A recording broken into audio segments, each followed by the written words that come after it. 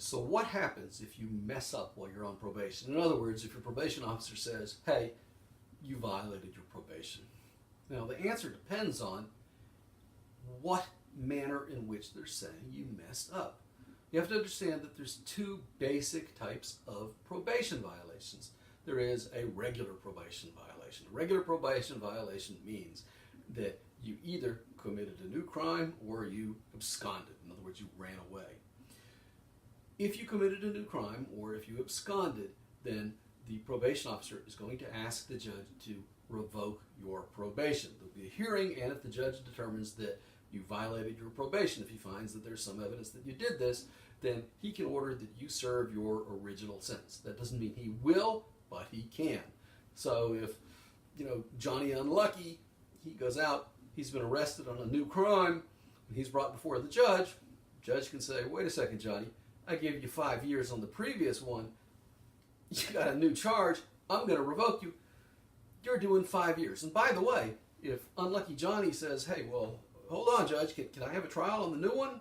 Sure, says the judge. Johnny goes to court. He's found not guilty. Comes back and says, hey, Judge, they found me not guilty. You can't revoke my probation. Judge says, oh, yeah? The judge can. Why? The reason is the standard to convict somebody is proof beyond a reasonable doubt. You got to get way up here. But to revoke somebody's probation, the standard is that the judge is reasonably satisfied that there's some evidence. You think it doesn't happen? It does. I've seen it happen. So the judge will say, hey, you know what, Mr. Unlucky? I saw the trial. Yeah, jury wasn't convinced beyond a reasonable doubt that you did it. But I saw that trial, and clearly there was some evidence that you did it. And since I only have to be satisfied that there's some evidence, and I'm reasonably satisfied that there was some evidence, guess what? You're not going to jail on the new case, but that old one when you had 5 years hanging over your head, bam, you're going to the penitentiary. So you got to be aware of that. So if you have a new crime or if you've run away, that could happen to you. Not saying it will, but it could. Now, there's another type of probation violation, and that is less serious. This is called a technical violation. And a technical violation is anything other than getting charged with a new crime or absconding. And these include things like, well, hey, you reported late, or you didn't pass a P test, or you didn't pay your supervision fee on time, or something like that. Your probation officer has a lot of discretion on these. And sometimes even a regular probation violation, something like, ooh, you caught a misdemeanor, they may treat it as a technical in a way. In other words, they may not ask for the full revocation. In that instance, it'll depend on how serious or unserious. If it's something of a serious misdemeanor, like, well, you beat the stuffing out of your girlfriend and you're charged with assault third, they're probably going to ask for a full-on revocation.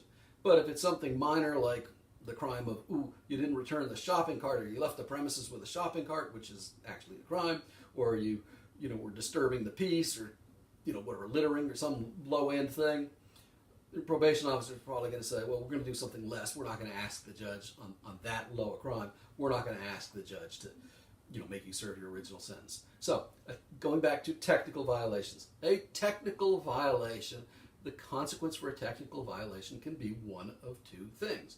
The probation officer, without involving the judge, can do what's known as a dunk. In other words, they can make you serve up to 3 days in jail. Bam. Hey, you were late. I told you to report at 9. It's 10 o'clock. You're not listening. You're not getting the message. Guess what? You're going to jail this weekend. I'll see you in 3 days. That's a dip. Now, the next type of probation violation for which you do have a right to have a hearing and go in front of the judge is a dunk. And I always think of Dunkin' Donuts, but a dunk. And a dunk can be as long as 45 days.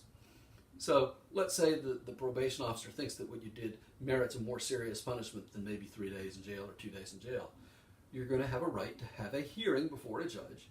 And if the judge at that hearing finds some evidence that you violated your probation, if he's reasonably satisfied from the evidence, he can order that you be dunked. In other words, he can order that you serve up to 45 days in jail as a result of that. So there you have it. Now, the fact that you may have violated your probation, or that you've been accused of violating your probation, or even if you are guilty of violating your probation, doesn't necessarily mean that your probation will be violated. You need to talk to a lawyer because there's a number of things that a lawyer can do. And they range from negotiating, for instance, you know, Mr. Unlucky's got a new felony. Well, it may be that his lawyer says, look, we know you want to revoke him, but let's make the time concurrent at the same time so he doesn't do extra time.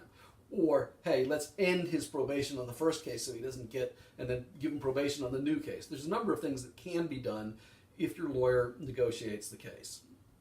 So just because you've been accused of violating probation, even if you have violated probation, that doesn't always mean, bang, you're automatically, do not pass go, you're going to jail.